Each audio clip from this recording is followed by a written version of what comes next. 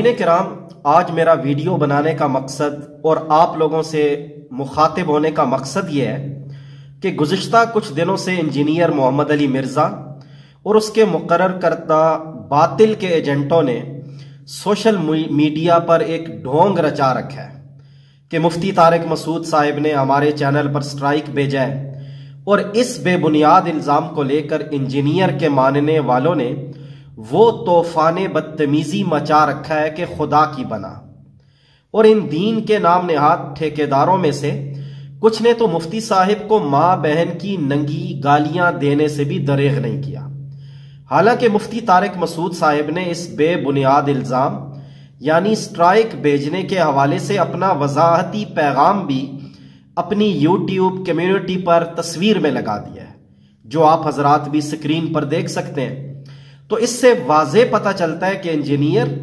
اور اس کے گماشتوں نے ایک بے بنیاد اور بے دلیل بات کو لے کر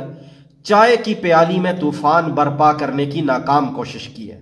تو میری انجینئر صاحب اور اس کے ماننے والوں سے گزارش ہے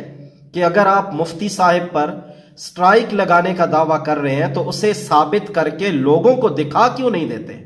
تاکہ حقیقت سب پر واضح ہو اور دودھ کا دودھ پانی کا پانی ہو جائے۔ لیکن اگر آپ لوگ سٹرائک لگانے کا ثبوت پیش نہیں کر سکتے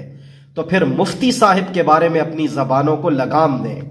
اور بلا وجہ عوام کو گمراہ کرنے کا یہ سلسلہ بند کریں۔ باقی آپ میں مفتی صاحب کے سامنے بیٹھ کر جرأت مندی سے گفتگو کرنے کی نہ تو صلاحیت ہے اور نہ اہلیت۔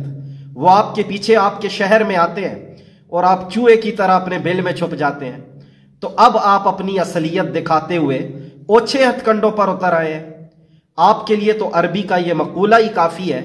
جو اس صورتحال کے تناظر میں آپ پر صادق بھی آتا ہے کہ وَعْوَاءُ الْقَلْبِ لَا يَظْلِمُ الْبَدْرِ،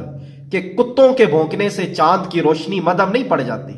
کتے بھونکتے رہتے ہیں اور چاند پوری آب و تاب سے آسمان پر دمکتا رہتا ہے۔